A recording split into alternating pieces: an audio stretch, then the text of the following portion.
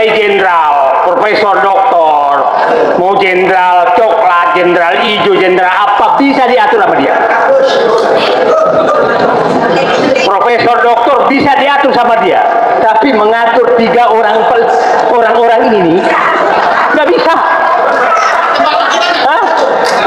Coba bayangkan marahnya Jokowi melihat senyumnya orang ini. Dimanapun dia hanya senyum.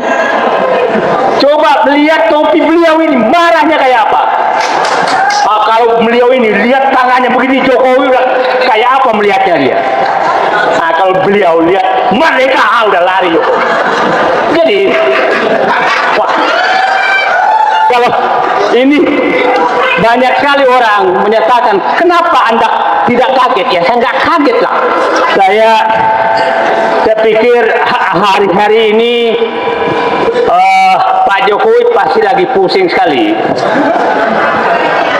Karena bayangkan selama 10 tahun dia bisa mengatur semua di negeri ini. Mulai jenderal, profesor, doktor, mau jenderal coklat, jenderal hijau, jenderal apa bisa diatur sama dia.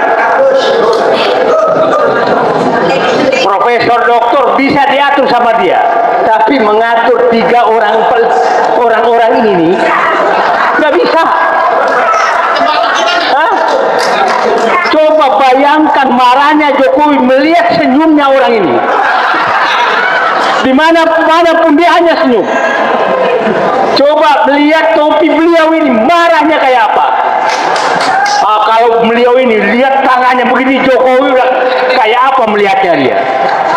Kalau beliau lihat mereka udah lari Jokowi. Jadi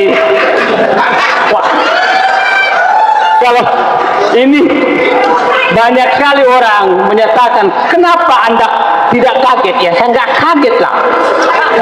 Dan Bapak ini tidak salah.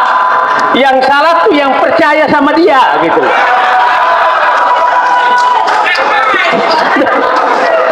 Dan saya pikir korban Bapak ini banyak sekali di orang ini gitu. Ya, banyak sekali.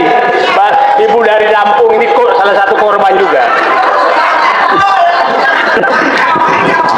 Jadi saya pikir kasus ini, ya tadi orang menyatakan sekarang dilimpahkan ke kejaksaan. Saya pikir yang paling tegang tuh bukan teman-teman kita ini yang tegang, justru Jokowi yang sangat tegang, karena permainan itu yang ditunggu oleh Roy Suryo dan kawan-kawan.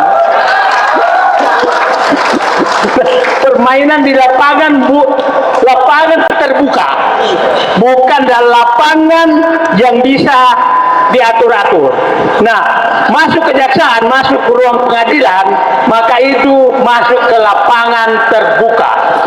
Jadi saya pikir sekarang strategi dia setelah berkali-kali bagaimana mensiasati agar tidak masuk lapangan terbuka, sepertinya akan masuk lapangan terbuka. Nah, dan kita tidak tahu siapa yang memerintahkan agar kasus ini dibawa ke lapangan terbuka. Oke, mudah-mudahan ini adalah perintah dari penguasa yang belum berkuasa sepenuhnya. Nah, siapa tahu kasus ini dilimpahkannya ke kejaksaan, ini adalah penguasa yang belum berkuasa sepenuhnya ingin menunjukkan saatnya aku menunjukkan aku yang berkuasa. Jadi mari kita doakan agar penguasa yang belum berkuasa sepenuhnya ini menggunakan kasus ini untuk menunjukkan bahwa mohon maaf, walaupun dulu kau dukung aku, maka saatnya aku menunjukkan bahwa akulah penguasa nyata di negeri ini. Maka kasus ini akan aku masukkan ke lapangan terbuka. Itu kira-kira yang saya harapkan. Mudah-mudahan itu yang terjadi. Kalau tadi Bu Rahma menyatakan setelah COD ke Solo, maka sekarang penguasa sebenarnya men-COD-kan itu dari Trunojoyo ke Gedung Bundar. Dan kira-kira itu yang terjadi. Jadi mari kita sambut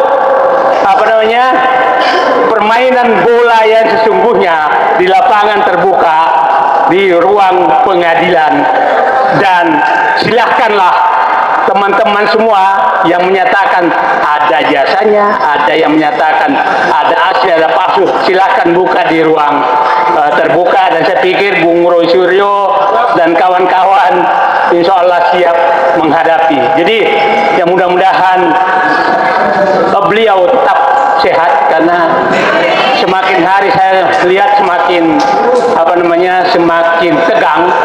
Ya, saya takutnya setelah dibawa ke kejaksaan ini semakin tegang, dan mudah-mudahan sehat dan selesai bisa hadir di pengadilan untuk mempertanggungjawabkan kebohongan selama ini. Jadi Pak Rosyuro, Bapak semua dan kawan-kawan, Bapak adalah pahlawan untuk terhadap korban kebohongan oleh Joko Widodo selama lebih bukan 10 tahun, karena mulai dari Solo sebenarnya. Jadi mulai dari wali kota, jadi kita harus hitung semua. Dan insya Allah saya yakin rakyat akan menunggu semua ini.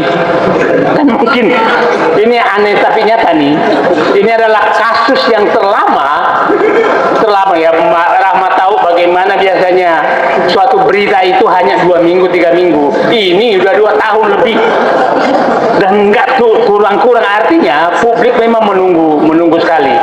Selamat datang para pahlawan. Suatu saat kami akan menyambut Bapak dan Ibu semua sebagai pahlawan kami untuk membuka kebenaran. Dan saya yakin penguasa yang sebenarnya juga akan muncul memberikan apresiasi, karena Bapak dan Ibu adalah pahlawan penyelamat bangsa dari kebohongan.